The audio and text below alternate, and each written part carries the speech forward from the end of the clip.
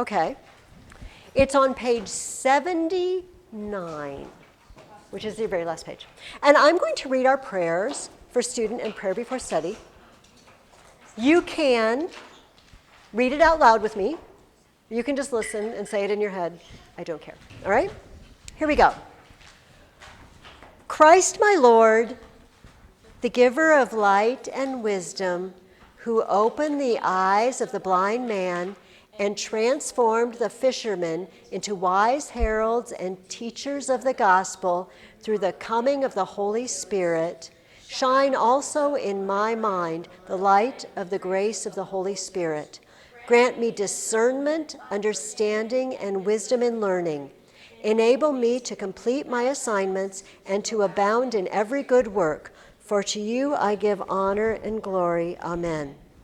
Most blessed Lord, send the grace of your Holy Spirit on me to strengthen me, that I may learn well the subject I am about to study, and by it become a better person for your glory, the comfort of my family, and the benefit of your church and our nation. Amen. Beautiful, beautiful.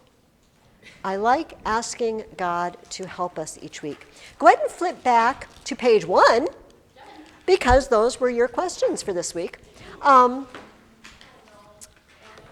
want to add a couple more things to our maps as we go along. And I also think there's a timeline back there, and we might add some things to the timeline today. So, ladies, are you with me, ladies? Oh, and we went ahead and started without Clara. And we did our prayer already, Clara and Juliana. I'm very sorry. I should have. Okay, I'm just telling you all, you guys can pull chairs up here at the corner if you want. There should be plenty of room. Because there's a chair by Preston, and yeah, there's plenty. I counted chairs, so we have plenty of room. So I'm just going to tell you guys something. This is my dirty secret. I always forget to count how many people are here. And I have a habit of just forgetting that certain people are not, and I do it, and it's nothing personal. So I'm really sorry. But here's your job.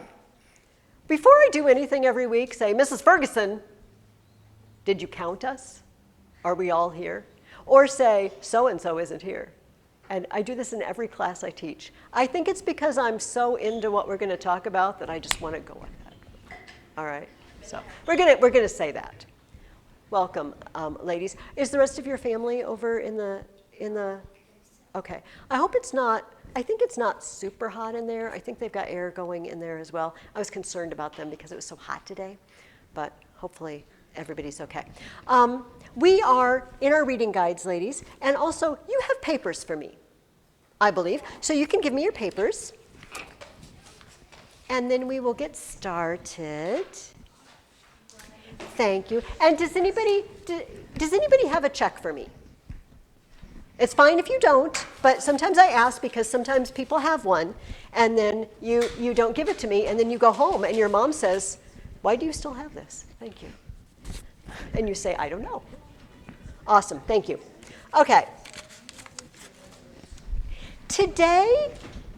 This week, we read a little bit about two things. We read about the geography of Greece. What do we mean by geography? What is geography, Emma? The land. What are some specific details? Like what about the land? What do you think, Luke? Okay. Is it mountainous? Is it flat? What is the geography like? What is the terrain, we might say, like, of Illinois? How would you describe it? It's very flat. It's very flat. When we get close to the river, there's some hill. If you get down into the middle of the state, there's a place that's got some hills, and then far, far south. But mostly, it's just as flat as you can think, as far as the eye can see. Have you ever driven to west on 80? Have you ever driven through Iowa and Nebraska? Yes. Is this the most boring trip of your life? No. Oh, okay. It was the most boring trip of my life. It's just very flat. It's very the same for miles and miles and hours and hours and hours. The terrain is very flat in the Midwest. Greece is not like that. Yeah, Christian. It was the most boring trip I've ever had. Well, I feel sorry for you if you had a more boring trip than that. Oh, yeah. That's very bad. I'm sorry. My apologies to Nebraska and Iowa. Yes, Luke. I went through like a go center because my family lives in Kansas. Yes. That's pretty boring. Okay, okay. It's kind of the same. Greece, on the other hand, what is it like, according to Dorothy Mills? Let's see if anybody else wants to answer. We'll give it to Grace. There are lots of mountains. Yes, and that was the second part of my question. Greece has many, many mountains. It has a mountain range that runs along here, particularly. And so I brought some pictures from Greece that I took when I was there. And yeah, when it's time to get the pictures out, take a look. You will see some places I went that are just very, very mountainy. Now, do they have cars in Greece? In ancient Greece, they have cars today. They have trains? No. Airplanes? No. Scooters? No. So if I live in a town on this side of the mountains, and I want to go to the town on the other side of the mountains, what do I have to do? Yeah, it might be nice if I have a donkey. Maybe I'm just so poor I don't even have a donkey. I gotta walk. And plus, that donkey's gonna get tired. He didn't want to carry me up a mountain without rest. So it's gonna be a long process.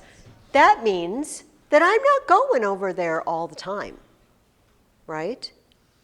That means the town over here and the town over here don't get together a lot, right?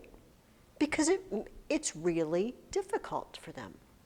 And so this town is going to do its own thing, and this town is going to do its own thing, and they might not get together and do things jointly. In fact, they might choose to do things very differently from each other.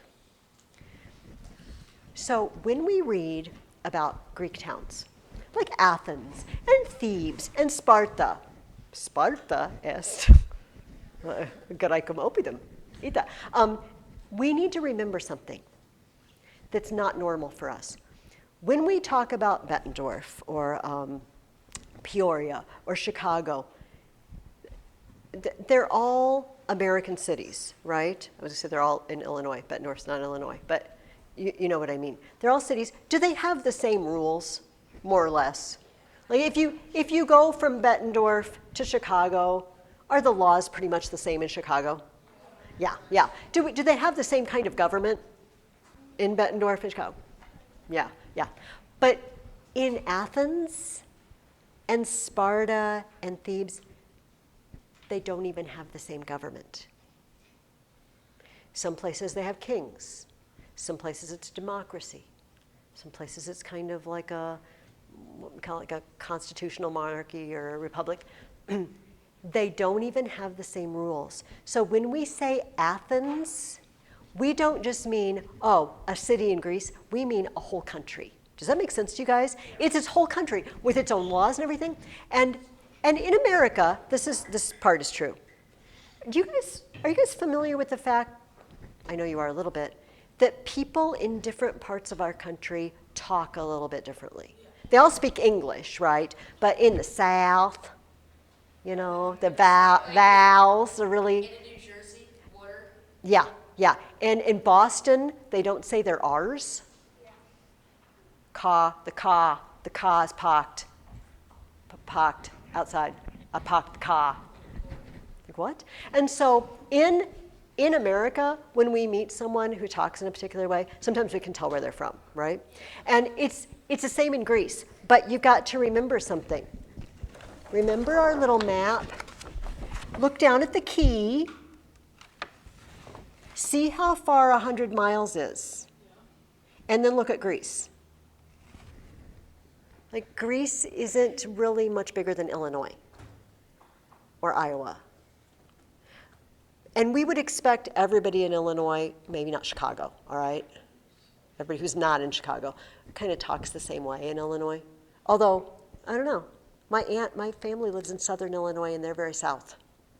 My aunt she talks really slow and very southern because they live pretty far south. But in Greece, it was really like that. So if you were from Athens and you met someone from Sparta, They talked different. I mean, they spoke the same language. You can understand them. They're speaking Greek. It was like, you're not from Athens. You're from Sparta. I can tell from the way you talk. So remember that this semester. Whenever we say the name of a city, we mean sort of like a whole country with its own rules and government and everything, right? And because of these mountains, they're just not hanging out with each other. They're doing their own thing. And we're going to find out sometimes not only did they not hang out with each other, but they were downright mean to each other, and they got in some really nasty wars with each other. It's like if Illinois went to war with Iowa. It's like Peoria went to war with Des Moines or something. It's that sort of thing. Okay, let me open my book here. Sometimes, go ahead. Guns or anything. They would not have guns. If you want to hurt someone in a Greek war, you have to get very close to them, although you can shoot an arrow at them. But we can't shoot at them from afar. So I guess we didn't answer the second part of question 1. What is Greece's most important agricultural product? Emma. Olive. Olive. Is that what you're going to say? I was going to say, so, yeah. Mm-hmm. Olive and olive oil. Olive and olive oil. By the way, I wanted to tell you guys something. This used to throw me for a loop, and I didn't understand. Dorothy Mills says at the bottom of the first page that we read that in the plains, the Greeks cultivated their corn and wine and oil. And unfortunately for us, because we live in a place where we grow lots of corn, when we hear the word corn, we think of one thing, right? We're surrounded with it currently. But they didn't have corn in Europe. You know, before Columbus, corn is a New World thing that they didn't have in Europe. So when old-fashioned authors say corn, they mean grains. They mean like wheat and barley and rye and stuff like that. They don't mean corn. For a long time, this bothered me. I'm like, what's up with the corn? In all these books, they didn't have corn. And then I learned, no, they don't mean corn. They mean wheat or whatever. But so they grew many things, but olives, super important. In fact, there is a famous story that when Athens wanted to choose which god would be in charge there, yeah, Kristen? Athena and Poseidon were fighting over, and Poseidon gave them the spring of water, and Athena gave them the olive shrub. Yes, yes. And, you know, Poseidon feels pretty good about his spring of water. It's awesome. And then Athena is like the little bush. I'm like, what's up with the bush? Like, oh, the bush is amazing because it's going to grow this fruit. And so why is it so amazing? What did they use olive oil for? Athletes. Okay, so what do athletes do with it? Do they drink it? No. No. They rub it on their body. Okay, you rub it, it's like lotion, all right? First of all, it's like grease you down if you're wrestling and things like that, right? Because then the other person is slippery. Seems kind of cheaty to me to grease yourself down. Or just like body lotion. It keeps your skin really good. You know, it's good for your hair, although, I mean, you would want to wash it out eventually because that'd be a strange look, right? We eat it. I bet most of you have some of you at least have a jar of olive oil at home. Do you cook with it? Because it's really, really good for you. It's good for your heart. They did something else with it that we wouldn't need in here because there's lots of these. Yes, they used them to see. And now we get to start a fire. I promised you to start a fire. Okay, so this is a lamp, all right? It is a lamp. It doesn't look like a lamp, but it's a lamp. This is an oil lamp. Now, this is from a time period like 1st century AD. It's not as far as old. Lamps looked a little different over time. But they all had basically the same shape. It's got, it's full of olive oil. Yeah, I have a whole set. I'm going to bring in some other ones later, but this is the one I liked. I only put oil in one of them because I don't know if you can see it's kind of shiny because the oil soaks into it. So you stick a wick of some sort in it, it's just a string, and you fill it with olive oil, and oil burns. So you fill your lamp with oil, and no, it's fine. It does. It's not. I'm paranoid. Really? Oh. No, it's just a little light. I have discovered that if you pull the wick out farther, the flame gets bigger, and if you stuff it back in, the flame is very tiny. Yes, like a dimmer switch. Tiki torch. Yes, yes. So this always, every time I light it, I always remember a couple of stories. Jesus said that if you have a lamp, do you hide it under a bowl? Oh, I think it's going to go out. It shouldn't, because there's oil. He said, no, you set it on a lampstand and it gives light to the house. I'm not sure why we're getting such a weak light there. I trimmed the wick and everything. It might. I can't pull it out now because, okay, let it cool a minute and I'll pull it out more. He also told another story, and this makes more sense when you look at this. He said there were 10 maidens, right? And they all had lamps. And 5 of them were super smart, and they got extra oil for their lamps, right? They were waiting to go to a wedding. And the bridegroom was going to come get them. And they were waiting to go to the wedding, and while they were waiting, the 5 that didn't have oil, they didn't have extra oil, they went to the ones that had oil and said, oh, we want some oil. Lend us some oil. And they said, you know what? You snooze, you lose. They didn't. That's not an actual quote from the Bible. If you don't get ready in time, that's not our fault. So the story goes that while they were gone getting oil, the bridegroom came and they missed out. This is what he was talking about. We have to keep oil in there. So I burn this in the morning, when I do my morning prayers. I don't know why it's not burning very well. I do know that some of my oil sloshed out while I was traveling. I'm sorry. I guess I'm one of the foolish ones. Although there is oil in there, I can see it sloshing around. Okay, that was not we're not having a very good time. And there's plenty of wick there. I did pull it. Oh, here's my problem. I'm like the foolish maiden, except I had oil, I didn't have a wick. All right, well, hopefully you got the idea that this is something, in times when we didn't have electric light, it was vital. So every house would have many of these, and as Jesus talked about, you'd have lampstands. You'd put it up, and it would give light to the house. So olive oil fed us, made our skin beautiful, helped us when we were exercising, gave us light, all of these things. Olive was amazing. And in fact, we find big jars that were shipped all over the Mediterranean, and they used to have olive oil in them. Some of them still do. But we can study what was in them. They can take samples inside the pot. It's full of olive oil. They were shipping it all over for money. They were selling it to other places. So olives were amazingly important. I don't think so. I think it's just pressing it. They had, it's not, have you ever seen the wine, the people stomping on grapes with their feet? Okay.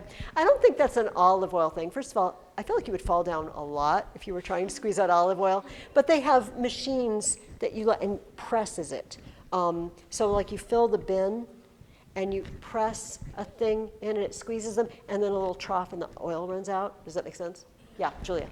We have a trike that makes sparks.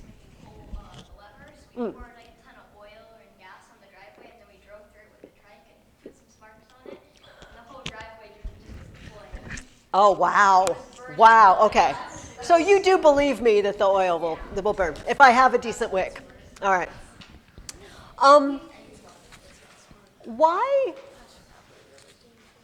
Why did the Greeks, okay, so let me see if there's anything else I want to talk about. No, I think that's about for the geography.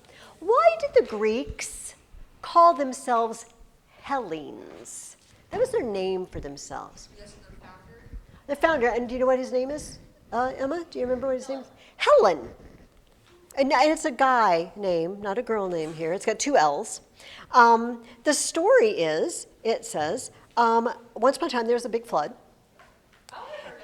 I have heard about this, and Deucalion and Pyrrha were the only survivors. And there were no other people, and so they picked up rocks. They said to the gods, What are we going to do? Because we're the only people and we're old and we can't have children. And like, oh, throw the bones of your mother behind your back. And Pyrrha says, no way. That seems very disrespectful to my mother. And Deucalion says, no. I don't think the gods would ask us to do something creepy like that. I think our mother is the earth. And the bones of our mother are rocks. And they said, okay, well, I guess we got nothing to lose. So they picked up rocks and threw them, and every rock that Deucalion threw turned into a guy. And every rock that Pyrrha threw turned into a lady. All right? However, in this version, they do have a son, and his name is Helen. And the Greeks looked upon him as the legendary founder of their race. So they didn't call it Greece, they called it Hellas. And we are Hellenes. We are Hellenic. That's what they called themselves, not Greece. Greece is a modern term. Guys, Dorothy Mills said something really interesting, and I would like to get your opinion on it. Are we there, ladies? Listen to this. She says, there have been many different religions in the world, but there has never been a nation that had no religion. Why do you think? Why do you think?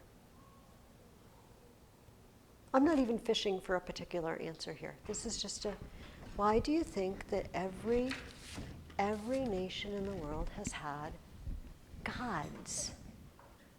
Okay, I'm going to go, Luke, go first, and then Emma. Yes? Maybe it's because, like, the world created itself, and they knew that it had to be a higher being than themselves. This is a big thing. Like when we see something very orderly and elaborate, we normally think somebody made that. We don't, if I walked into this room, I would think somebody built this, right? There must be a builder. If I saw this room, I think, I think there's a builder. What was your idea, Emma? Basically what he said, science wasn't normally a thing, and the earth didn't just create itself. Yeah. And everyone has their own different views on how the earth was made, so that's why there's different religions. Yeah. People, according to Christianity, God revealed himself to a certain group of people.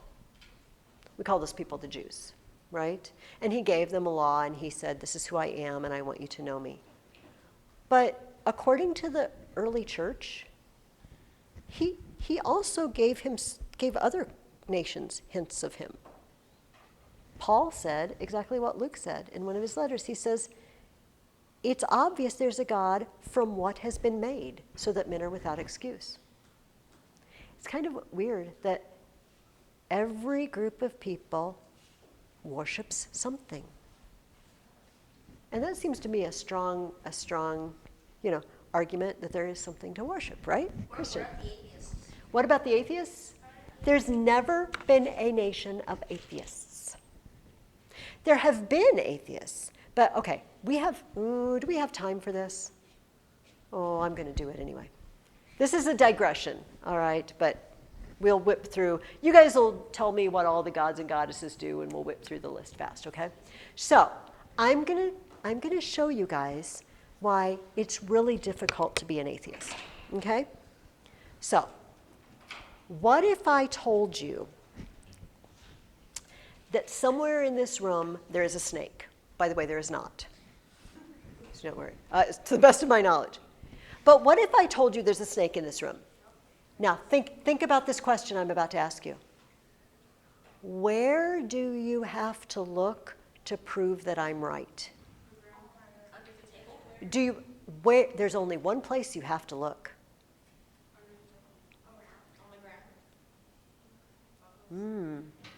I think if I look one place, I can prove I'm right. I say there's a snake in this room. Where do I have to look? You go on Satan.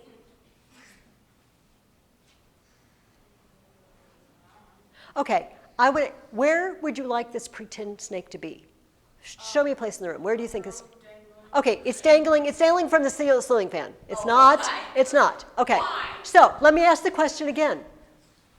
To prove that I'm telling the truth, where do you need to look? Do I have to look everywhere? Where do I have to look to prove that there's a snake in this room? Christian, where it is. I only have to look at the ceiling fan. I don't have to look under the table. If that's where it is, and I look there, boom, it's true. Does that make sense to everybody? Sure. I don't have to look behind the curtains if it's not there. I have to look in the fireplace if it's not there. I only have to look in the place it is. Now, what if I say to you, there is no snake in this room? Where do you have to look to prove I'm true? Well, Probably everywhere because I'd still be paranoid. that's exactly it. You would be paranoid. Like, oh, is there? Is there not? I have to look in every place. I don't trust you. There's no snake here. There's no snake here. There's no snake here. There's no snake here. There's no snake here. And I have to cross them all off my list. To say there is no snake, I have to know every square inch of this room. And then I can say there is no snake. Now, guys, what do I have to know to say there is no God? Where do I have to look? What do I have to know? I have to look everywhere and know everything. And what do we call the person who is everywhere and knows everything? So you have to That's the be problem. God to prove there isn't a God? Because only God knows everything. Do you see? So there's a big, big problem with being an atheist.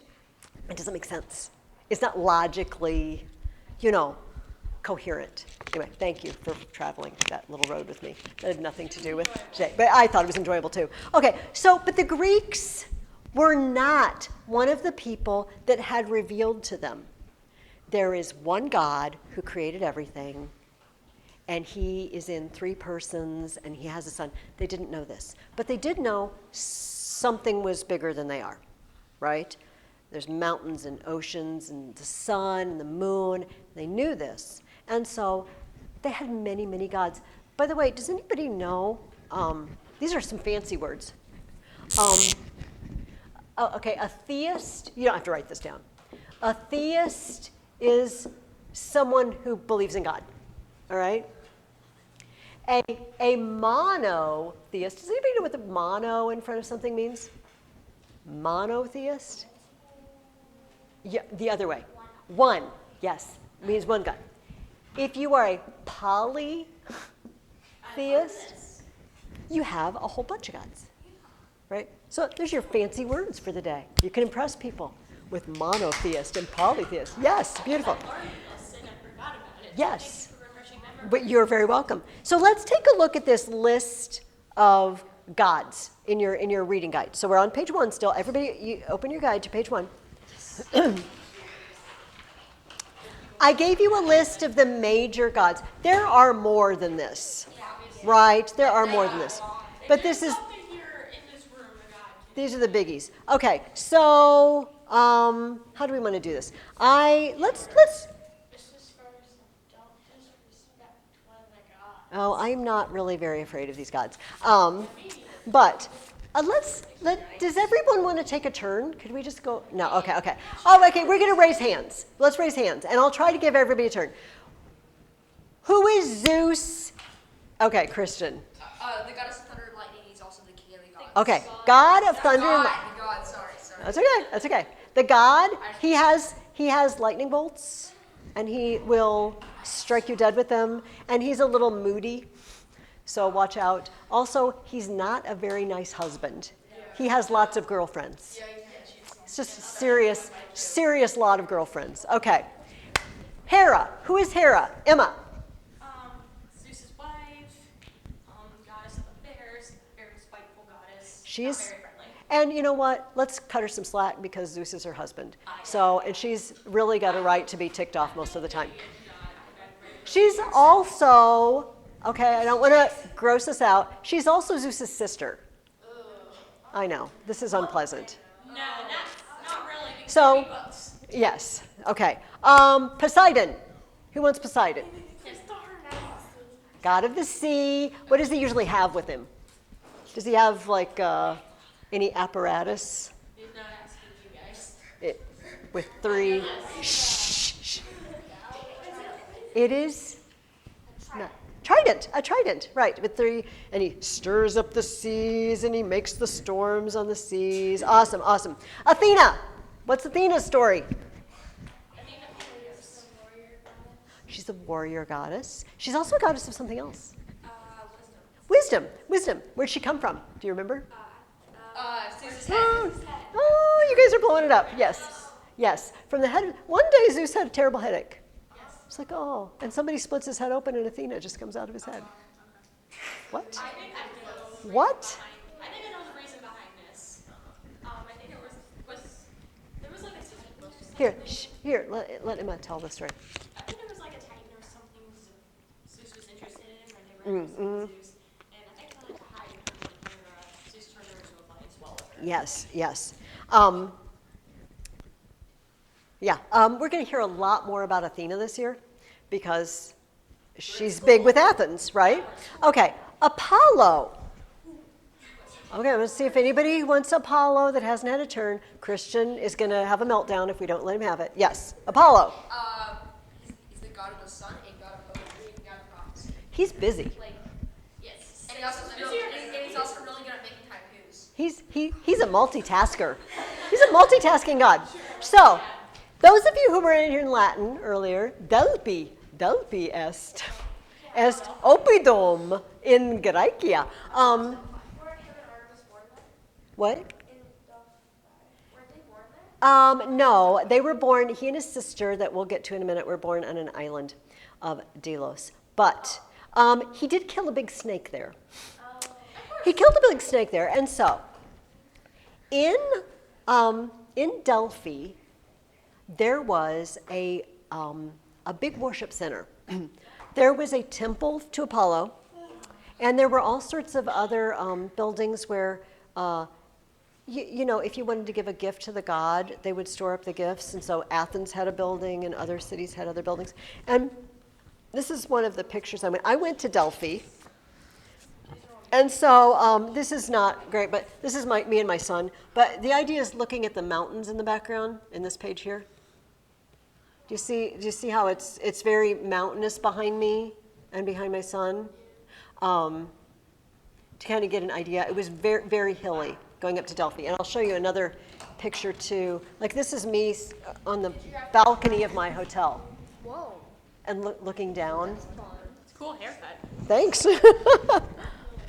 This is me where my finger is, like looking over the balcony of the hotel into the ravine behind. So it was really, really right there.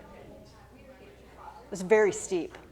And towering over Delphi is a mountain with two peaks. And this mountain is very famous. It's called Parnassus, Mount Parnassus. And it happens to be, can somebody tell me who the muses are before I go on? Somebody, go ahead. The 9 daughters of Zeus. I'm going to talk about them some more in a minute. But they hung out on Parnassus, right? Parnassus was the home of the muses, and it towers over Delphi. Anyway, in Delphi, there was a temple, and unfortunately, this right here is all that's left of it. Just these columns here, that's the temple. But if you climb up, here, I'll come around, it's this picture right here. I'm standing up the hill, like I'm climbing up Parnassus, and this is a theater down below. So you can kind of see how high up I am, and I'm not even at the top yet. Can you see, Preston? There's still more below me. So you might say, well, why do they have a theater at the temple? Well, because they put on plays and shows and like singing events there in honor of the god. Right? And so this was the home of Apollo. This is the theater down there. And what you would do is, so I have a question. I want to know something from the god, right? So I'm gonna travel, I'm gonna climb those mountains. I'm gonna ride my donkey or whatever, or just hike. And I wanna ask the god, what's up with something? I have a question. And there was a lady there, she's called the Pythia. And you would ask her the question, and then she would go, like, confer with the god, And then she would come back and give you an answer. Did you want to add? You had to pay her, right? Well, you gave a gift to the god. I don't think you didn't pay her directly. Although it did happen in Greek history that she was bribed. We know this. Sometimes people bribed her to say something to someone else, but that's kind of low and dirty and not very good. But most of the time you go, and what we think is, this kind of, I don't really want to say this because it kind of blows up the mystery. There was a crack in the ground, in the rock. And you guys might know that sometimes if you go in caves, there's fumes. Do you know that miners, people mining for coal or whatever, used to take birds in cages and then if the bird died in the cage, they knew they should get out. This is a true story. Because they were going to be overcome with the fumes. And of course, a little bird will die sooner than a person. Do you know what? It takes longer for the poisonous fumes. But sometimes there's these gases and fumes and stuff trapped in the earth. Sometimes they come out with volcanoes, right? And that often kills people. It's not like fire and stuff. It's the gases. You wanted to say something, Luke? Yeah, now they have, like meters and things they can bring in and test it to make sure the air's okay. Anyway, back to the Pythia. We think that maybe she went and breathed in some of the fumes and got a little loopy and then said stuff because she thought when she was a little bit altered, she might know things and see things. So she would come out and give a message, and unfortunately, often the message was just really hard to understand. So, for example, once upon a time, some guys came, they were actually Roman, and they came to Delphi and they said, which one of us is going to rule next? And the answer was, the first one of you to kiss your mother. So there's two guys that are there and like, oh, we got to run home and kiss our mom. But they had to go all the way back to Italy to kiss their mom. But on the way, they decided that, they just let it be chance. Whichever one met their mom first. But the third guy who was with them was super smart. He's like, no, that's not what that means. It was the earth is our mother thing. And he pretended to fall down and he kissed the ground. And he ruled next in Rome. That's the story. But the most famous story about the oracle, the messed up, you got to be really careful when you ask Apollo a question, because it's not always obvious what the answer is. There was a king. He was actually king over here in Lydia. Over here, what's today Turkey, across the Aegean Sea from Greece. And his name was Croesus. And in his time, the Persians pretty much ran the show. They were the big mover and shaker in the world. And Croesus decided he wanted to attack the Persian outpost. I'm going to attack Persia. And so he sent to the oracle and he said, should I attack Persia? I don't know, she breathed her fumes or whatever. And she comes back and she says, if you attack Persia, a mighty empire will fall. Awesome. But there was another question he should have asked. Which empire? Mine or theirs? He did not ask. It's like, boom, a mighty empire will fall. And he attacked, and it was him. He was the mighty empire that fell, the Lydians. So this is very tricky to consult the oracle. But people, like I just told you about the Roman guys, even after Greece wasn't as important anymore and Rome was more important, they still sent people to Delphi. People were always consulting the oracle, as they called it, the oracle at Delphi. Okay, let's go back to these muses. Somebody told, who answered the muses question? Who told me what the muses were? And say it again, please. The 9 daughters of Zeus. Do they have the job? Because we said, like, Apollo is song and Zeus is the king. What is the muse's job, Emma? The arts. Give me some examples. Can you give me an example? Okay. Muse. Oh, my goodness. Did you just hear that word? Music. I know it. And there's another word we have that usually is a place where we put lots of things associated with the muses. We put them in a museum. No words. Yes. So the muses, actually there are 9 of them. They have names. I wrote them down because I think they're interesting. They just told you that Clio was the muse of history. You would say, what? History? How is history an art? But do you know that the Greeks, we're going to talk about this in a couple weeks, the Greeks, there was a Greek man, and he wrote basically the very first history, what we think of as history. This is what happened. Historia actually just meant inquiry, like I'm inquiring into things. I'm looking into it. That's what a history is. And history has its own muse. Okay, here's the other ones. Calliope. Calliope is the muse of epic poems. Big, big, big poems. Not haiku poems, right? Big. And in fact, we are going to read a book in a few weeks that tells the story told by 2 of their huge poems. Clio, history. Erato is love poetry. Euterpe is music. Melpomene is tragedy. Remember these names, because maybe you want to name your children someday one of these. Polyhymnia, religious poetry, poetry for the gods. Terpsichore is the muse of dancing. Thalia is the muse of comedy. And Urania is the muse of astronomy. The 9 muses, daughters of Zeus, who inspire poets and people, honestly, people we would today call scientists, kind of, but they called it natural philosophy. All right, so all these pursuits of mankind, the muses governed. Okay, let's move on. Now, everybody, every time I do this here, somebody argues with me now.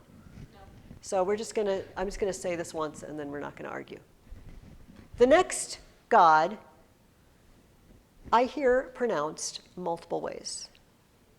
Hephaestus, Hephaestus, Hephaestus.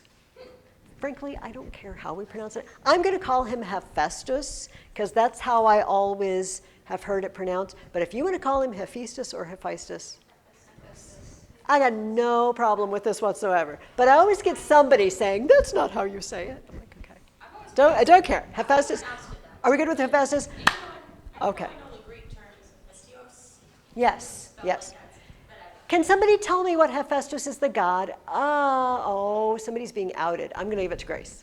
She doesn't want to be outed. God of craftsmanship and like working and forging. Yeah, craftsmanship, forging things. In fact, in the epic poem, the Iliad, he makes robots. This is one of my favorite parts of the Iliad. It says, oh, they called him away from his forge where he was making these things that moved, the little women that moved by themselves. I'm like, what? They're robot ladies. He makes robot ladies, which is very cool. What did you know called? He, in the history, he normally makes, like women, robot women, or robot spiders. That's it. Oh yeah, robot spiders. But he also, well, I'll let Christians pipe in. Did he make a big robot called Talos? I know. I think that was Daedalus, who made the labyrinth and all. He was also amazing maker of things. Yeah. He was lame. Does anybody know why he has a limp? They threw him off Mount Olympus, where the gods live. Yeah, Hera. I told you she was a little moody. Okay, he also makes the lightning bolts for Zeus, right? Okay. Hestia. Hestia doesn't get a lot of press. She's one of the 12 Olympian gods, but everyone's like, oh, who cares about Hestia? But I care. Emma cares too. Go ahead. Goddess of the hearth. Goddess of the hearth. What is a hearth? Like a Fireplace, like we have behind us, right? A fireplace where, once upon a time, if you didn't have an oven or a stove, this was the center of your home, right? It made you warm because you don't have a furnace. and it cooked your food, because you don't have a stove. And so it kept you alive, kind of. Let me ask you this. Are there times when your family is together, and do people sometimes, like at Christmas time when your mom's baking, do people kind of congregate in the kitchen sometimes? Yeah, so we still do it. We still do it, right? Where the food is being prepared, because maybe you want to nip a little bit, or you want to eat some cookie batter. I know, you guys. I know. I would too, or lick the beaters or whatever. So you hang out in the kitchen. And it was the same thing then. So Hestia, she's nice and peaceful, right? We're cooking, and we're baking, and we're together, and we're warm and cozy. She's not like some of the other ones, we'll say. Aphrodite. Oh, Christian. Okay, I'm giving it to Amelia. Love and beauty. She is, let me see is the island there? It's not there. I'm reading upside down. It's the island of Cyprus. She floated in some stories, she just kind of floated in on the sea foam and came out of the sea. There's a famous painting of her coming out of the sea, standing on this like seashell. And I think it was like the blood of some type. it was, yes. She's the oldest out of all the gods. She's older than Zeus. In some stories. And then in some stories, she's a daughter of Zeus. And here's something we have to get okay with, guys. They tell so many versions of these stories, right? So if somebody, she's older than Zeus. No, she's a daughter of Zeus. Yeah, you're both right. You're both right, because they tell the stories different ways, right? So we can't hold them responsible. It's like, you're telling the story wrong. It's okay. It's okay. There are multiple stories. Hermes, what's he up to? The god of messengers. He is a messenger. Do we know anything else about Hermes, Emma? Were you going to add something? Oh, okay. Yeah. And also thieves. Thieves. Hermes is kind of shifty. Yeah. And he has some cool shoes. What did you say, Bryn? He does cause problems. Hey, guys. Shh. Try to be one at a time. He does cause a lot of problems. Did we read about Hermes in our book today for this week? Or have we not got to that yet? Let me look. Just a second. Not read that. Oh, it's fine. It sounds like you know the stories anyway, Emma. Yeah, I can't. Oh, the trickery of Hermes. Yeah, that was the first time. So he steals things. He steals things from other gods. Yeah, he's the patron guardian of thieves. But he's also a messenger. And he has the way cool sandals with the little wings on them, right? So that he can just whisk through the air. What are the other? Oh, the other gods have chariots and stuff that they ride down through the sky. Cooler, I'm guessing. Yeah. Religious. You don't have to answer, but you'll have to meditate on whether you'd rather have wings on your feet or a chariot. I feel better about the chariot. Here, I just saw this because the air conditioning's on. Okay, one last. Artemis. What's Artemis's story? Goddess of the moon. What else is she the goddess of? She's a huntress. Do you want to add? The goddess of the hunt. You got anything to add, Emma? The what? The forever maiden. The forever maiden. She has like a group of hunters. And they don't like men. No. Do not mess with them if you're a man. Do not spy on them. You will get turned into something. It will not end well with you. A jackalope? Well, I don't think so. I've heard of more than one story about Okay. Was this in Percy Jackson? Yeah. not trusted. Okay, I was going to say, don't trust Percy Jackson. We're not trusting Percy Jackson for our Greek mythology information. No. Yeah, Emma. Oh, were you going to say something else about Artemis because I was wanting to add something? Oh, please do. Oh, something about something else. Oh, no, go ahead. No, I think we've done.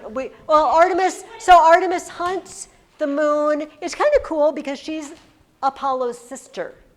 So Apollo is the sun and Artemis is the moon, which is very fitting that they should be brother and sister. I like that. But go ahead, change the subject. You didn't put Pan on the list, even though it was like the last. Who was it? Pan, Pan, God of the Wilds. God of the Wilds. Let's look that up. Do you, found it. okay. Please. Would you just read it for us, Emma? Okay. To the ancient Greeks, the wooden streams, the hills and rocky crags of their beautiful land were dwelt in by gods and nymphs and spirits of the wild. Chief of such spirits was Pan, the goat-footed, the two-horned, a lover of the din of the revel, who hunts the wooded dells with dancing nymphs that tread the crests of the steep cliffs, calling upon Pan. Lord of sea of every snowy crest and mountain peak and rocky path. Hither and thither he goes, through the thick copses, sometimes being drawn to the still waters, sometimes hurrying to the lofty crags. I can't find it. The highest peaks whence floods are seen below. Ever he ranges over the high white hills, and evening returns piping from the chase, breathing sweet strains on reeds. Beautiful. And have you ever seen in a picture, okay, like a musical instrument and it's pipes? Well, okay, I don't want to do it like that. Okay, so it's like this, but it's divided into, okay, it's the pan pipes. Right. And so it's like a little flute. And do you ever do the thing where, if you have glasses of water and they've got different amounts of water in them and you ding them, they make different sounds? Have you ever done this? And it's the same idea. The length of the reed makes a different sound, and so sometimes they refer to those as pan pipes because Pan is running around in the woodlands. He's a little wild. We didn't talk about some of the other gods. Dionysus is also pretty wild. He's the god. Does anybody know what he's the god of?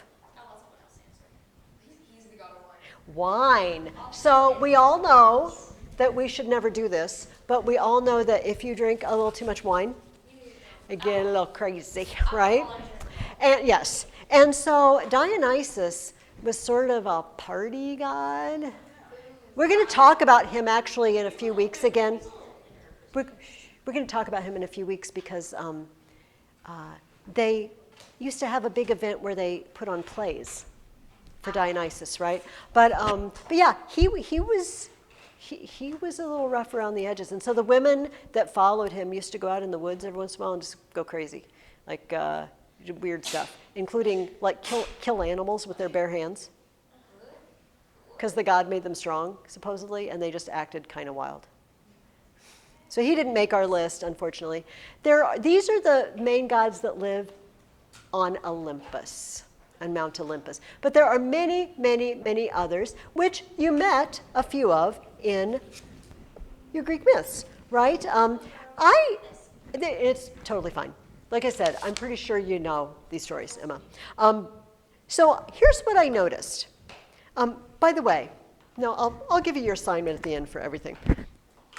The stories that we read out of this book for this week seemed to involve several themes. Let me read one group, and you tell me what you think they have in common, okay?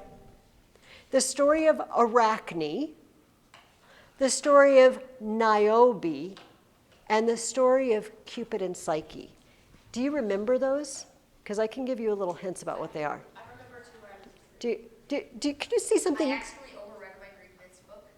You overread? You read to like page 11. You know what? That is awesome. You remember it. Okay, so Arachne is the lady who said, I am so awesome at weaving that Athena stinks compared to me. If Athena thinks she's so hot, why doesn't she just come have contest? And Athena, of course, shows up. And you know what? She's really good. Arachne is super, super good. And unfortunately, Athena doesn't take this very well because she sees how good, oh, and by the way, Arachne is weaving pictures into her tapestry, and they're everything bad the gods ever did. It's super insulting. Does she never read any of the stories about what happens? So Athena says, oh, you like to weave? Boom. And turned her into a what? A spider who is forever weaving webs. And this is why we refer to that group of animals as arachnids.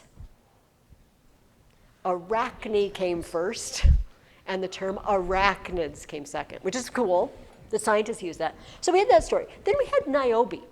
Remember, what I want you to do is tell me what's the same about these stories, okay? Niobe said, I am so awesome because I have 14 children. I have 7 boys and 7 girls. And you know what? Leto, she's a goddess, but she's a dud because she only has 2 kids, Apollo and Artemis. I'm awesome. And so Apollo and Artemis go to their mom and say, she's dissing you. And so Apollo goes and he kills off all her sons. And she says, oh, well, I still have more kids than, because she's stupid. And then Artemis comes and kills all her daughters. So now she has no kids, and she cries. And she just can't stop crying. And they turned her into a rock. And forever the water trickles down the rock because she's crying forever. And then there's a story of a girl named Psyche. And she married Cupid, who is, you know, Aphrodite's son that shoots arrows at you and you fall in love. And her sisters came and said, hey, you should check him out. Like you should get a lamp, light a lamp, like one with an actual wick that doesn't go out right away. And you should look at him. And she says, no, I'm not supposed to. You should do it anyway. You should do it anyway. And she did. And then it ended. Eventually, they had a happy ending, but there was a lot of grief and heartache. Is there anything these stories have in common? What did these people do? Psyche and Niobe and Arachne. They thought they were better than the gods, or they didn't have to obey the gods. They dissed the gods in some fashion. And do the gods like this? Oh, they so do not like this at all. You will have problems, right? So that was one group we read about. I noticed these stories. See if you can, the game is, what do they have in common? Once upon a time, Hades, the god of the underworld, saw Persephone, and he just snatched her. He just snatched her. He kidnapped her and carried her off to the underworld. I know. And then he's like, wouldn't you like to have a snack? And she has a snack, not realizing that if she snacks, she stays. That's the best of all the descriptions. Okay. We also read about Apollo, who can't stop chasing women. And poor Daphne says, Apollo, leave me alone. And he he doesn't. Finally, she yells out for help, and she turns into a tree. I feel like if someone wanted to help Daphne, maybe they could pick her up and move her to a place where Apollo wasn't. But no, we're going to turn you into a tree. Yeah. Makes sense. To get you away from Apollo. Apollo still loves her. She turns into the laurel tree, and so laurel wreaths and laurel crowns are sacred to Apollo. We also read, we already talked about this, about Hermes. I am like 4 hours old, and I'm going to go steal cattle. Oh, yeah. I am becoming a cattle rustler at the age of 4 hours. Just a normal day. What? And then I'm going to flat out lie to Apollo when he comes looking for them. What do these stories have in common? Amelia? God, we're going to call it God's behaving badly. God's really behaving badly. Maybe like one of the stories with Zeus, so it fit pattern more simply. So I'm going to ask you this question more than once this semester, but this is a good time for it, first time. How would you like for these to be your gods? You worship them. Do you feel like you could trust them? I would be terrified always that I might offend them, or that one of them is going to get a crush on me, and start pursuing me, and I'm going to end up a tree or a rock or something. I don't know. I'm going to end up a spring of water. So Just imagine what it would be like. Hey, guys, shh. Imagine what it would be like to worship beings like that. And then think about the God we worship. And just kind of compare. Just think about it. And that's for you to just go home this week and just think about the difference, all right? And what sort of people you might be if that's the sort of gods you worshiped, right? Versus worshiping the true God. Okay. I am going to tell you my other group because I already sort of said it. We found Daphne, who turns into a tree. Narcissus. That guy had some psychological problems. Mostly the fact that he fell in love with his own reflection. Oh, I'm so good looking. I'm just going to look down in this pond. I can't eat. I can't sleep. I can't leave because I just got to look at him because he's so handsome.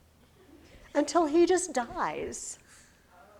But, you know, they felt kind of sad for him. The gods felt sad for him. So they didn't leave him there. They turned him into a flower. We have a flower called a narcissus, but apparently like if you Google narcissus, it's not the same flower because it's described in a way that's not like the narcissus we have. We're not totally sure what kind of flower this was that the Greeks called a narcissus, but they named a flower after him. So we have people turn into trees. People turn into stags. You know, if you accidentally see Artemis taking a bath, she will turn you into a stag and then maybe hunt you. Or your own dogs will hunt you down. It's awful. We turn into trees, rivers. It's pretty obvious to see what those have in common. People changing, transformation. We need to make an outline together, but let's talk a little bit about a couple of these stories. Let's talk about Phaethon. Phaethon is the guy who found out that the sun, sometimes we say Apollo is the sun god, and sometimes they say Helios is the sun god. This is another one of those, just roll with it, right? It's Apollo, it's Helios, just whatever. And he found out, somebody actually was teasing him, bullying him a little bit. Is the sun really your father? So he goes to mom. He says, Mom, is the sun really my father? Yes, the sun is your father. Well, I'm going to go talk to him. Okay. So he goes and talks to him. And he says, are you really my dad? He's like, of course. Well, prove it. Well, what do you want me to do? Does anybody remember what Phaethon, first of all, the sun, Helios, said, whatever you ask me for, I will do it to prove it to you. Does anybody remember what he asked for? To drive his chariot. Remember, this chariot is the sun. It rises in the east, right? And the horses go, and the sun, you see it drive across the sky. Oh man, those horses are kind of crazy. Those sun horses. And his dad immediately said, yeah, I don't think you should do that. That's going to be a problem. Like, I can do it. If I'm your son, then I should be able to do it, right? Does anybody remember what happened when Phaethon tried to drive the chariot? He didn't weigh enough.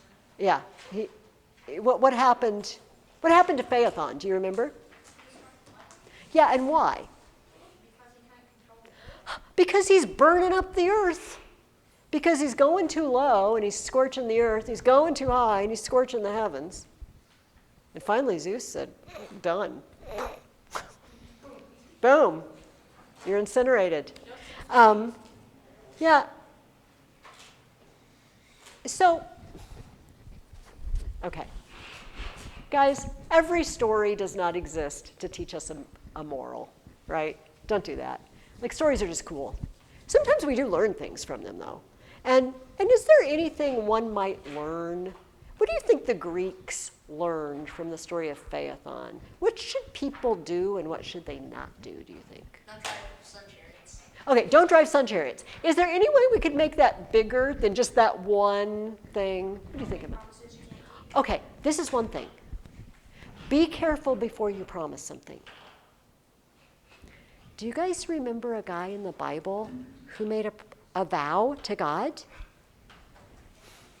This was in the book of Judges.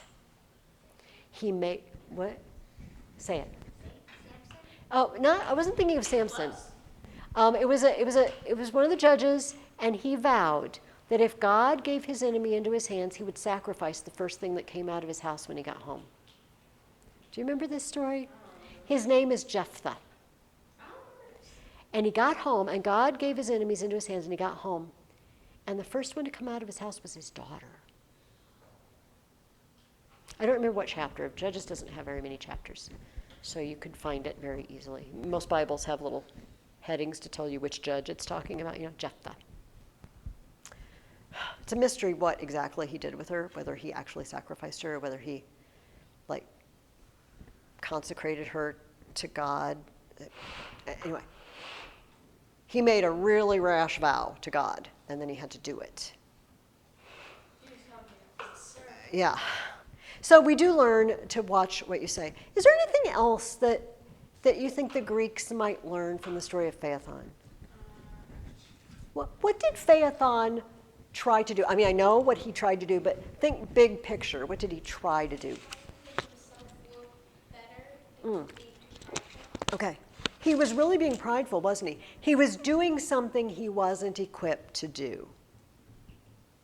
He was doing something, it's like a 6-year-old getting in the SUV and trying to drive it around. This is not going to end well. Not going to end well at all. Sometimes we hear a lot, you can do anything you want and you can, shoot for the stars. And that's a good thing. But you have to know yourself too. So this is a good tie-in. We'll wrap up and then we'll move on to our writing.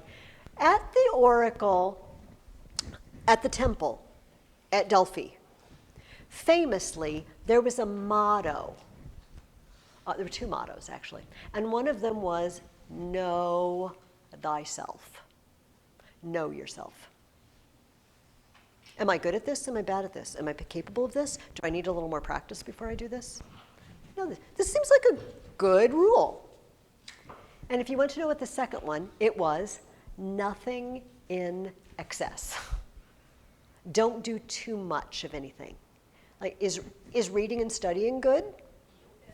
Is reading and studying 24 hours a day good? No. You need to sleep, you need to eat, you need to rest your brain, you need to exercise your body, right? On the other hand, working out 24 hours a day also would not be good for you. Nothing in excess. Those were the mottos at the Temple of Delphi. And you know what? This book is full of stories of people who just ignored both of those. They didn't know themselves, and they totally went to excess, yes.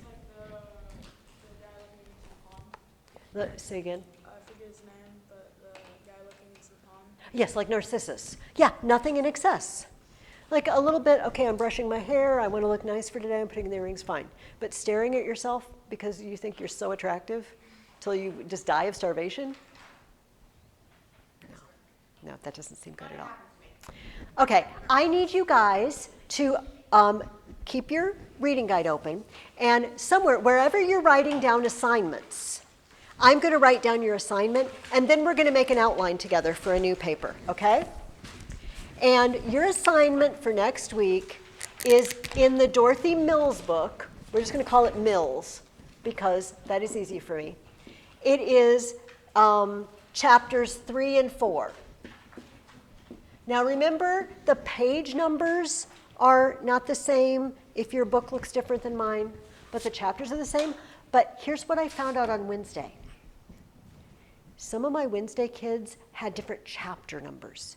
Did everyone have the same chapter numbers in your book? Did everybody read chapters 1 and 2, or was yours different, Julia? You've got to look. But, okay. Okay, because some books, all the books like mine, and I don't know if it was the brown books or it was like it was a new, can I just look at your book, Christian? Because I don't want anybody to be, no, yours is like mine. Some of them had different, can I just look at one of yours? Because yours look a little different. Oh, okay. The Beati ladies have the different. So there's, we read chapters 1, chapter 2, and then chapter 3, and it didn't start over again for them. In my book, it started over, chapter 1. So unfortunately for you guys, were you confused this week what to read? Okay. Obviously, we're just reading the next 2 chapters. If we ever skip, I will be sure to alert you, and we can find it in your book together. But ask me, okay? Because I never want you to be confused. But I did not know that was true until Wednesday somebody told me. So I want you to read chapters 3 and 4. I want you to read from the Greek Myths book. Greek Myths. It's pages, I think all our books are the same, 69 through 123. And it's part 3, part 4, and part of part 5. But I think all our pages are the same. And then the next thing is you're going to write the paper that we're going to outline together. I think our outline will probably go really fast. I might even let you outline some of it yourself at home because it's going to be super easy and fast, but I don't want anyone to be confused. So write that down. Am I standing in somebody's way? I just get out of the way. And then what I want you to do after you write that down, I want you to find a blank page in your reading guide. For example, page 4 is just empty. And you don't need the whole, if you just wrote stuff on that page, you've got plenty of room. Because we're going to make an outline on that page. Or you can do it on notebook paper, that's fine. So can I take this away? Are we okay with this? Okay. Oh, I did it before you really confirmed that, didn't I? So we need to write down an outline. So could everybody make an outline on their blank paper? It will look like this.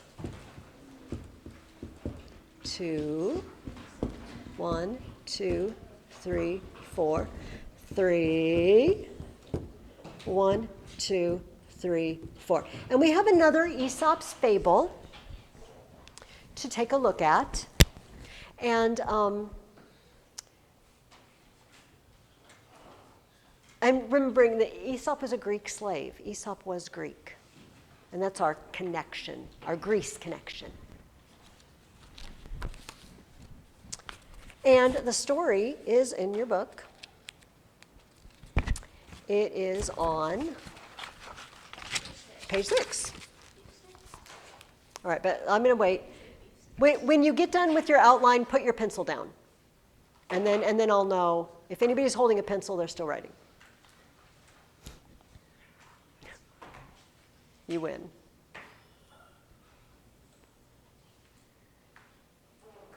Okay. I'm going to read the story. And then, remember, we're going to ask ourselves, who are the characters and what's the setting? What's the problem? And how does it get fixed? Okay? A fox one day fell into a deep well and could find no means of escape. Overcome with thirst, a goat arrived at the same well, and seeing the fox, inquired if the water was beneficial. Concealing his miserable plight under a merry guise, the astute fox indulged in lavish praise of the water, remarking that it was excellent beyond measure. Excitedly, he exhorted him to descend. The goat, mindful only of his thirst, thoughtlessly jumped down. Then, as he drank, the crafty fox informed him of the difficulty they were both in, and suggested a scheme for their common escape. If, said he, you will place your forefeet upon the wall, and bend your head, I will run up your back, and I will help you out afterwards. The goat, steadying himself with the goat's horns, he safely reached the mouth of the well and began to leave. When the goat upbraided him for faithlessly breaking his promise, the insidious fox turned around and cried out, "You foolish fellow! If you had as many brains in your head as you have hairs in your goatee, you would never have gone down before you inspected the way up, nor have exposed yourself to dangers from which you had no means of escape. The moral is look before you leap. All right. Tell me somebody who's in this story. A fox. Tell me what kind of fox is he? Describe this fox. Oh, he's cunning and crafty. I like both those words. I'm going to use them both. He's cunning and crafty, which aren't they usually when we read stories with foxes? Don't ever, you know what, if a fox ever gives you advice, do not trust him. Ever. Whatever a fox says to you cannot be believed. Even if he's well-dressed or seems highly educated, don't trust him. A cunning and crafty fox. Who else is in this story? Goat. Tell me about this goat. He is dumb. He's dumb and he's thirsty and dumb. Those are not related to each other. We have a goat who is thirsty and rather dumb. Not in the sense of cannot speak, but in the sense of brains. No brains. Where do they seem to be? The wall. They seem to be in a well. Where is this well? Is it Somewhere maybe in a forest. in a forest? So they're at a well. Goat was thirsty. What would make a goat thirsty? Oh, maybe. Where would you find a well in the desert? Yeah, I know it could be an oasis. Well, you know, remember how last week this was optional? It's not optional to have a setting. It's optional to use this setting. I like the well being in a forest. I kind of pictured shady branches hanging over the well and An abandoned well. yeah, an abandoned well. What time of day do you think they both come to this well? In the middle of the day? What did you say, Jill? Okay, we seem to like, and it was noon. You know what? This makes sense to me because even though the forest is nice and shady, this is a time when somebody might get pretty thirsty. Yeah. That makes sense to me.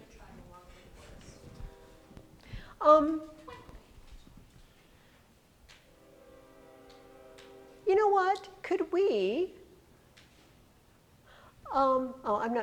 I don't want to move. I don't want to make you guys race. Could we describe this well a little bit more? I'm going to just. I'm going to draw a little line. See how I'm doing this with a little arrow to tell me it's a I keep turning that mossy. And what's it made out of? Stone. Oh, it's made out of stone. Stone or brick? You know what? Gold. Okay, whatever you want. It could be a magic well, a golden well. It's mossy and it's made of stone. And tell me about this water. What kind of water is at the bottom of this well? Gatorade. It's a Gatorade well. It's the little, rarely found Gatorade well. If you want it to be, that's fine. I think we're just going to have water. But describe this water for me. Clear and beautiful. Oh, it's clear water. It's sparkling. It could be cold. It could be frigid. It could be tepid. That means like lukewarm. That's not very attractive as far as water. It's middle of day and it's the forest. Yes. Forest probably would be cold. Yes. Down that. And yeah, down that far, the water stays cold. I like that. So this tells, we didn't say when this is, well, we said at noon. We have to say what year it's happening. That's okay. That's good enough. It could be any forest, anywhere, any noon. I like that. So what's the first thing, well, what's the fox's problem? He found it. Okay. Let's call it a he. You know what? I don't care. So it does say he fell. So can we somehow say that in 3 words? Fox fell. Down. Well, Fox fell well or fox fell down. Either way is good. I like fox fell well because it rhymes and it sounds pretty, and also because it reminds us where he fell. And so what's the problem if he can't get out? Did he have to use only 3 words? We are limiting. You can use 2, but we're limiting it to 3 words. We don't want to write everything down. This is just kind of to jog our memories, right? Just help us remember what was happening. So, does he try to get out at all? No. Does it say anything about, it says, yeah, do you think he just does it sound foxy to just sit there and say, ooh, woe is me? What do you think he, Find no meaning. okay, Well, if so, you're searching and can't find any way to get out. okay, so what Emma said, is there any way to sum that up in 3 words? He's searching and he can't find a way to get out. No way out. No way out. I like that because those are words very short to write, aren't they? No way out. That's depressing. It is depressing. I almost give up. Um, Well, be sticky. but while he is down there lamenting his fate, what happens? Goat comes along, our friendly, thirsty, dumb goat. Goat comes along. And what does the fox tell him to do? Come get some water. Yeah. Dinner. Yeah. Yeah. Thirsty. Okay, I love everything you said. Is there some way we could, in 3 words, indicate the fox said to him, come on and jump in. Come get water. What could we do to it to show that somebody's talking? We could quote it. So we could, let me run you a couple of options. Come get water. We could just write that. Come get water. And we know that the fox is talking. I don't think we will forget what's going on. Or we could just put fox and then quote, jump in. Fox and then jump in. Which one do you like best? Come get water? Okay, let's quote, come get water.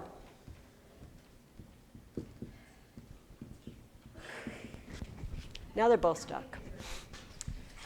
Now they're both stuck. Cynthia started a revolution. Okay. So, do you think, well, I just said it a couple times, but I said it really low, you might not have heard me. What's the situation now? They're stuck. Both stuck. We can do that in 2 words. Both stuck. They're not both stuck. Well, neither one of them can get out, is what I mean. They're stuck in the well. They're not like stuck, like you can't move. Stuck in the well. All right. They're both stuck. And what is the fox's idea? How is he going to get out of this dilemma?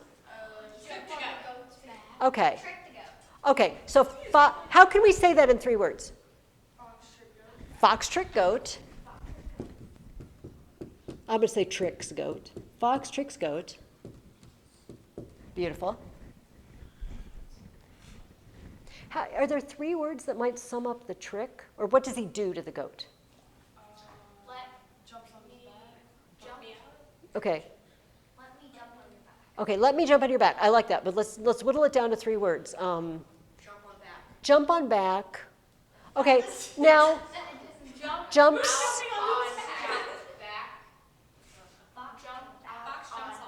Okay, you know what? He jumps on his back. What's the goal of jumping? What is he doing on his back? He climbs up his back. Does that make sense? Climbs up back? Or do you think that when we see the word back, we might forget it means this? And we might think it means like backwards? Could we say climbs up goat? Or fox climbs goat? Okay, well, you seem like climbs up goat.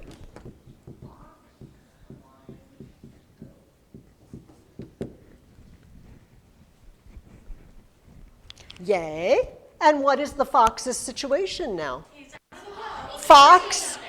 Say it in 3 words. Fox free.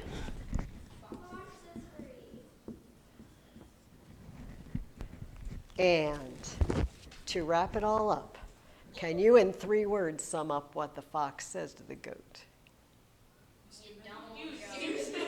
You're an idiot. Okay, you're stupid. Okay, I'm encouraging you to use insulting language, I feel like, but in this case, we kind of have to. You're an idiot. Well, we'll have to quote it, won't we? I'm sorry, I'm in the way for some of you. You're idiot. Well, we can have 3 words. So you're an idiot. I'm going to exclamation point it. You're an idiot. And then if we wanted to, we could put our moral in. Can anybody sum up the moral in the 3 words? Look before leap. Okay. So, when you get done copying everything down, would you put your pencil down again, so that I know when everybody's done? Because I want to say a couple of things important before I let you go. Oh, and then I just stand up in front of it again, don't I?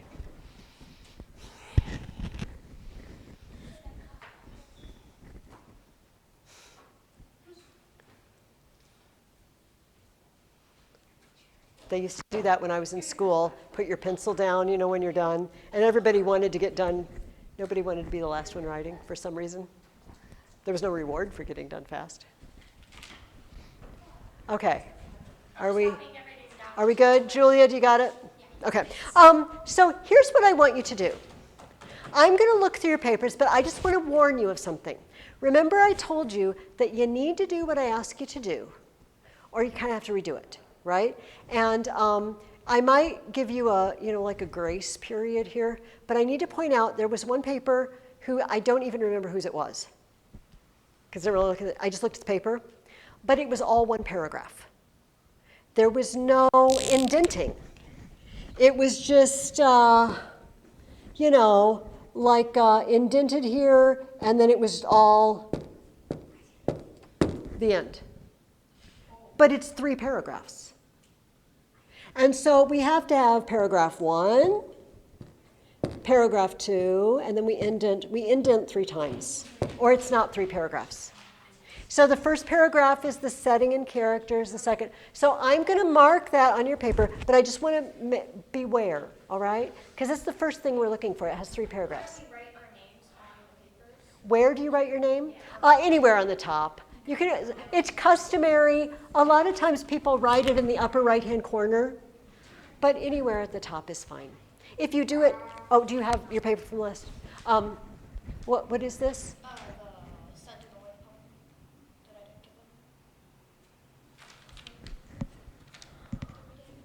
didn't give them. You don't need, this is your paper? Yes. Oh, okay, I'm sorry. I didn't understand. So it'll just be written as one story. Okay, I don't know if I can find a paper that's, here, I promise I am not playing favorites. I'm just looking to grab a paper that okay, so I'm going to cover whose this is. And don't have to, it's mine.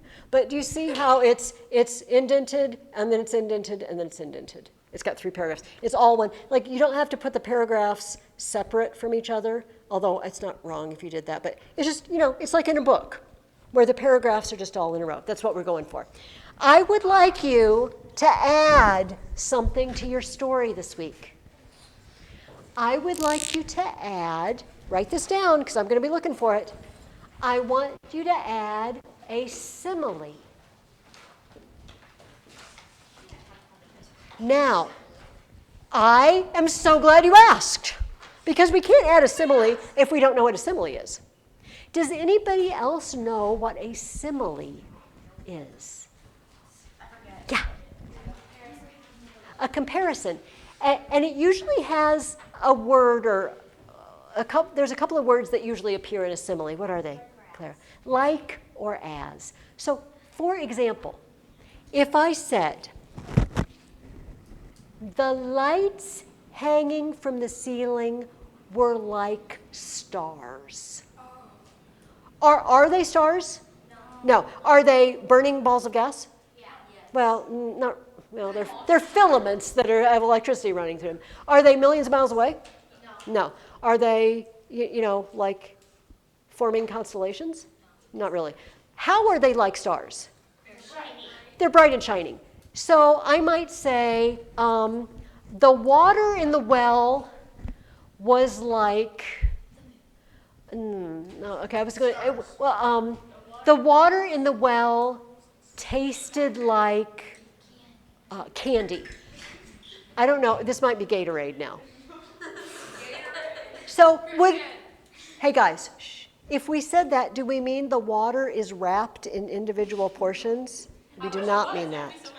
Do we mean that you can, buy it out of a container in the store?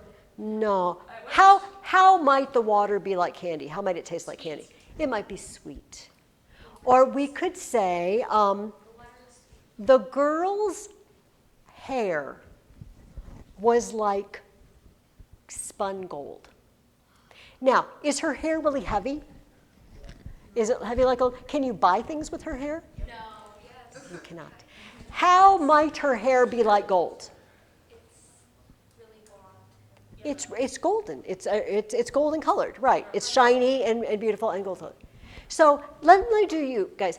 Okay, the carpet is like grass. Do we mow it? No. Do not mow the carpet. Yeah, we kind of do when we back. Does it grow? No. No. How would it be like grass? Soft. It's soft and it's under our feet. So do you see how this works? I think of something, and then I think of something that's like it. It's not exactly the same, and it's probably only like it in one way, right? If I said the dachshund was like a beagle, they're both dogs. They're almost the same. I realize dachshunds are not beagles, I promise. But they're so close to being the same thing. Like I can't say the pencil was like a pen. What? They're basically the same thing. Yes. But I could say the flowers in the forest were like Christmas decorations, right? It's beautiful and it's all over. They're hanging on everything, right? And I picture ivy growing up things and blooming, right? This is what a simile is. So here's what I'd like you to do in your paper. I'd like you to pick something like the fox or the goat. For example, the goat was as stupid as a rock. The fox was as cunning as a snake. That one's because they're both animals.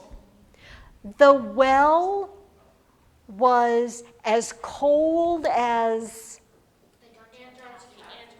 okay, as Antarctica. What did you say? As the dungeon of a castle.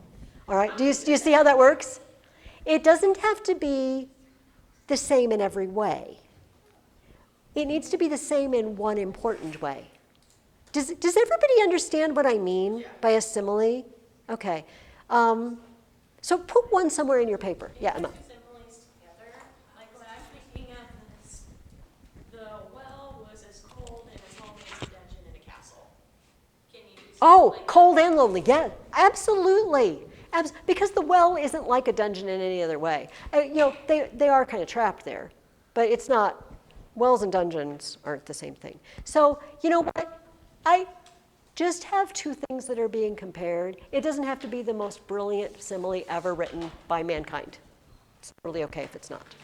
But do that. Make sure it has 3 paragraphs and has a simile somewhere, and just turn it back into a story, using each line and turn it back into a sentence. Does anybody have any questions? All right, then you guys are released. You may go.